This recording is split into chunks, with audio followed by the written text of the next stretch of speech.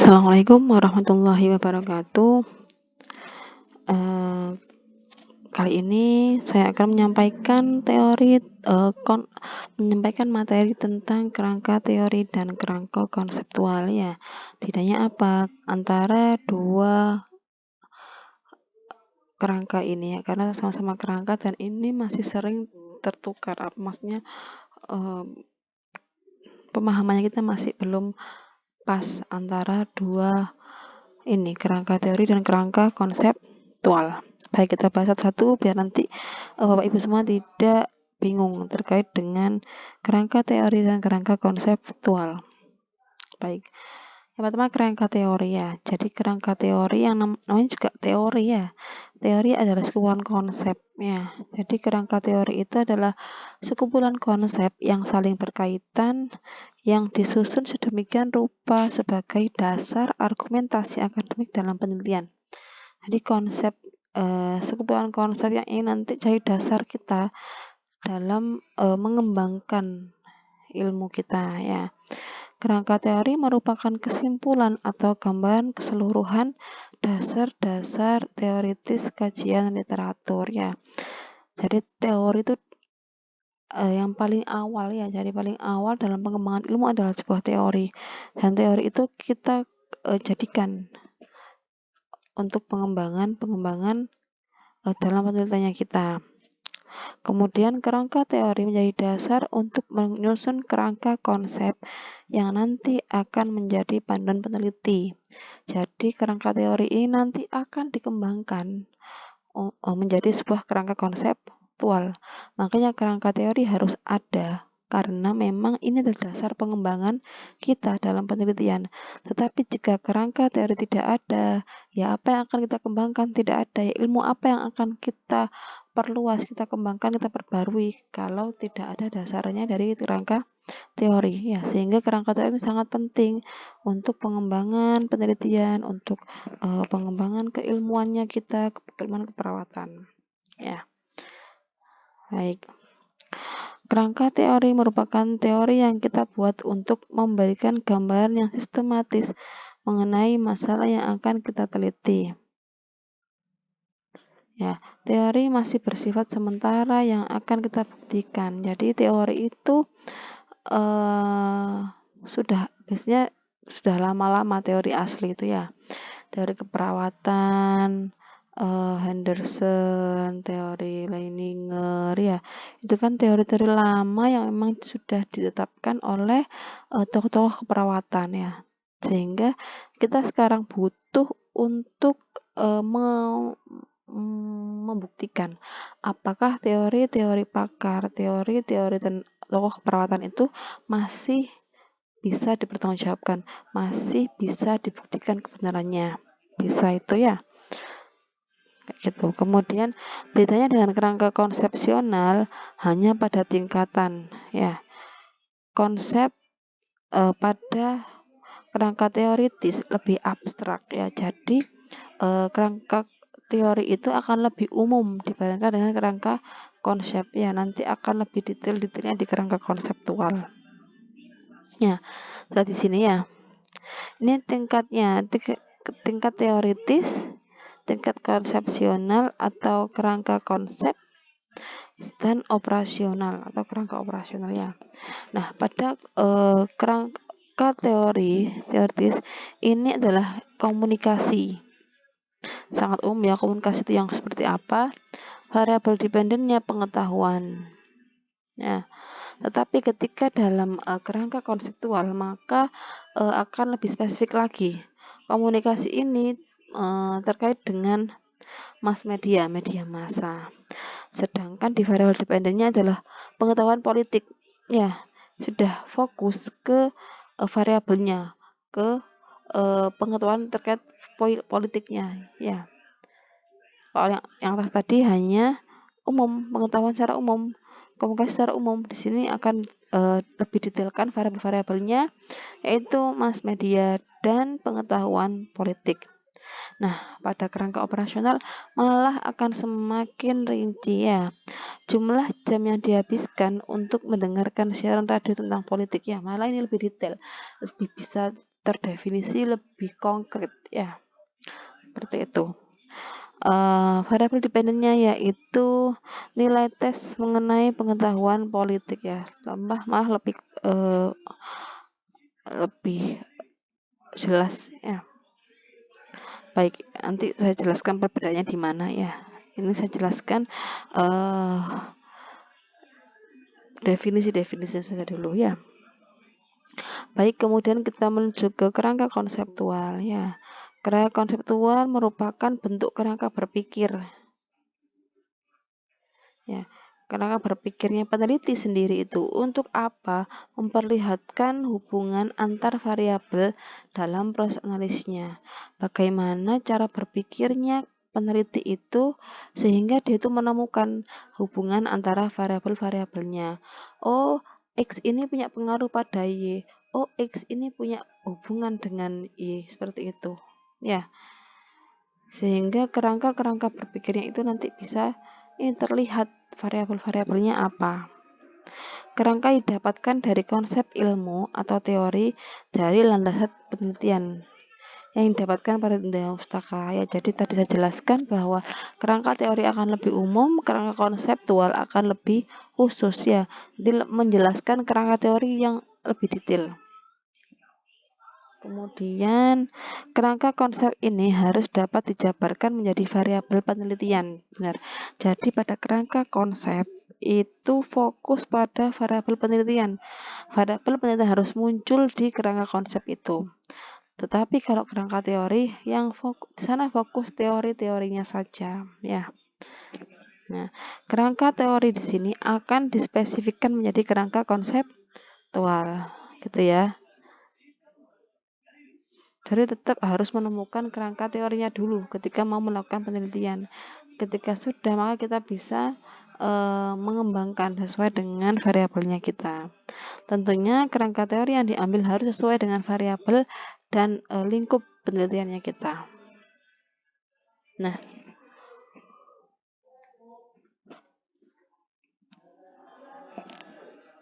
ini adalah asas kerangka konsep. Jadi setiap strata, beda strata pendidikan, maka beda pula kerangka konsep penelitiannya. Ya.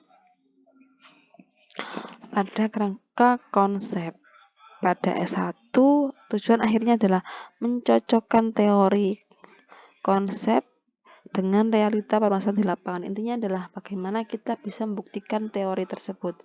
Teori A sudah tahun 50 tahun yang lalu, tapi kita uji sekarang, apakah teori ini masih valid? Ya, apakah teori ini masih bisa menyelesaikan masalah di lapangan? Itu bisa ya.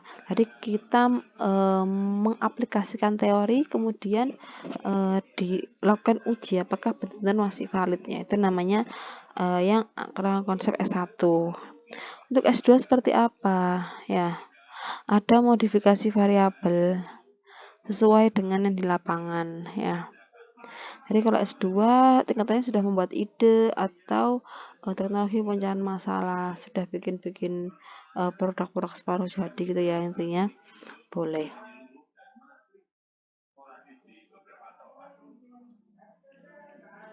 Seperti itu ya. Kemudian pada S3 seperti apa? S3 ini malah dituntut untuk menghasilkan pengetahuan baru. Jadi ilmu akan lebih berkembang dan ada ilmu-ilmu baru yang dikembangkan atau ditemukan dalam penelitian S3. Jadi ada produknya, ada ada pengetahuan baru yang ditampilkan pada penelitian S3, hal yang benar-benar tidak ada sebelumnya. Seperti itu ya. Nah, bagaimana cara menyusun kerangka konseptual? Yang pertama, tetapkan konsep atau teori yang akan digunakan tadi ya. Tetapkan kita pakai teori apa dalam penelitiannya kita. Ya, tentunya sesuaikan dengan variabel penelitiannya. Jadi kerangka teori harus sesuai loh ya, sesuai dengan kerangka harus sesuai dengan variabel yang akan kita inginkan.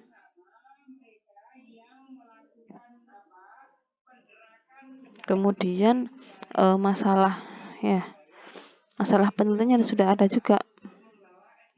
Ya. ini akan erat kaitannya dengan variabel-variabel penelitian ya, karena nanti akan digabungkan variabel penelitiannya. Dia masuk di bagian mana ya, pengembangan pada kerangka konsep itu terlihat di mana itu ya. Kemudian kita hubungkan antar variabel, ada konsepnya, kita tahu variabelnya apa, kemudian baru dia hubungkan antar variabel itu, hubungan atau pengaruh atau perbedaan gitu ya. Nah, ini pada kerangka konseptual ada beberapa ini ya petunjuk. Jika dia kod persegi panjang, kemudian tidak garis putus, berarti dia diteliti. Tidak diteliti berarti dia yang garis putus-putus ya. Kemudian ada garis aja, garis berarti berhubungan.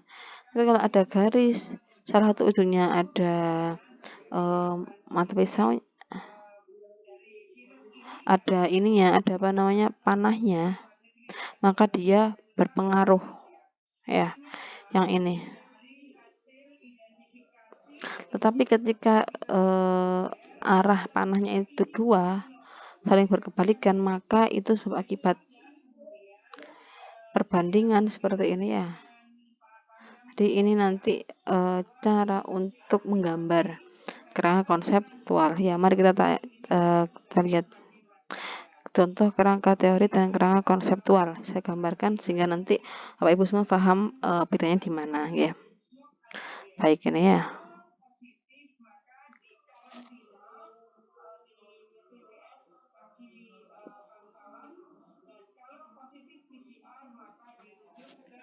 Baik, ini kerangka teori ya.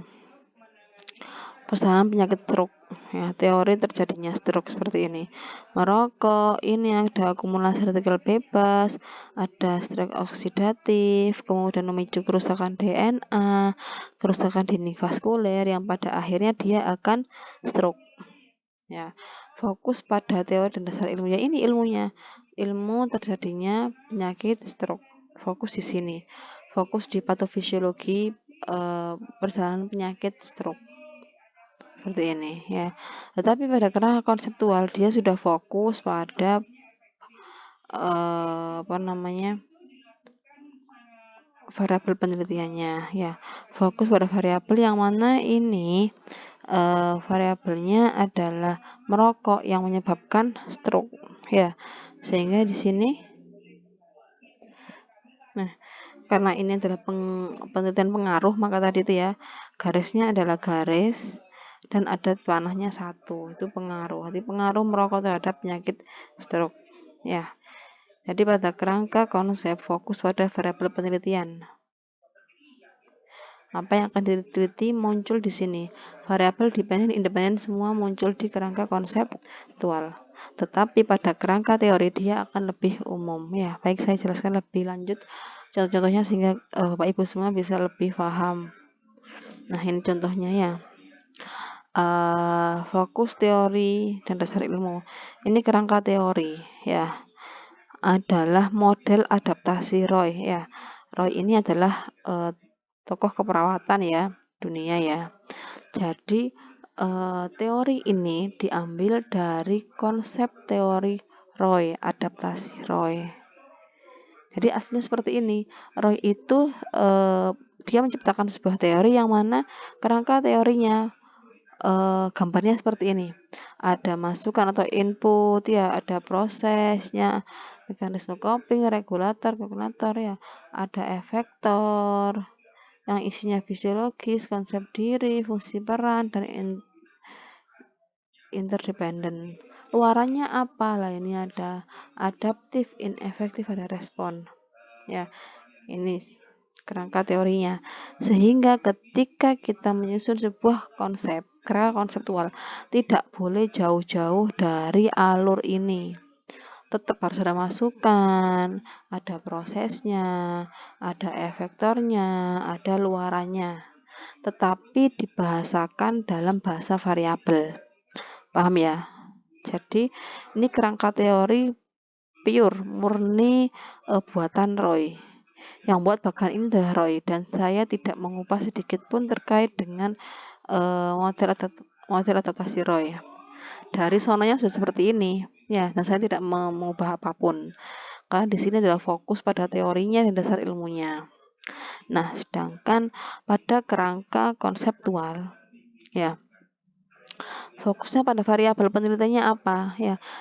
Jadi bagaimana kita menyusun kerangka konseptual sehingga variabel-variabel penelitiannya itu bisa tampak di sini karena konsepsi kita tahu bisa membaca, oh ternyata variabelnya X dan Y itu memang secara konseptual ada hubungan dan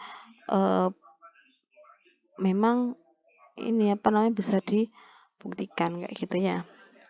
Nah tadi ya di slide sebelumnya ada adaptasi Roy, isinya adalah masukan, proses, efektor, dan luaran. Sebenarnya akan lebih bagus jika gambarnya ini sesuai dengan gambar sebelumnya, tapi ada perbaikan ya.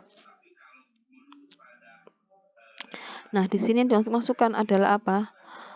Asana ya, pranayama ya, dan meditasi. Ini adalah yoga tadi ya, ini ya, kombinasi yoga dan spiritual mindfulness. Ini masukannya. Prosesnya apa? Ya, karena ini penelitian KMB harus detail bagaimana prosesnya variabel independen mempengaruhi variabel dependen. Di sini apa variabelnya? Di sini lihat pengaruh kombinasi yoga dan spiritual mindfulness terhadap penurunan stres klien diabetes mellitus tipe 2. Jadi dari sini dari kerangka konsep ini kita bisa tahu, oh ternyata ini loh variabel independennya, ini variabel dependennya, jadi muncul. Tetapi dalam kerangka konsep ini masih dalam kaidah teori Roy. Bagaimana kita tahu kalau ini tetap dalam kaidah Roy? Gambarnya berbeda. Saya tahu ya. Sini tadi kombinasi yoga tadi itu adalah masukan.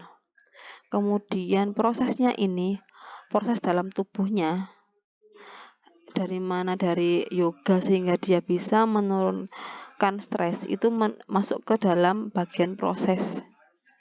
Bagian yang ini ya. Ini tadi terkait yoga, ini prosesnya, bagaimana yoga itu bisa menurunkan stres ya. Ini. Nah, efektornya apa? Kortisolnya menurun, stresnya menurun. Faktornya. Kemudian luarannya apa?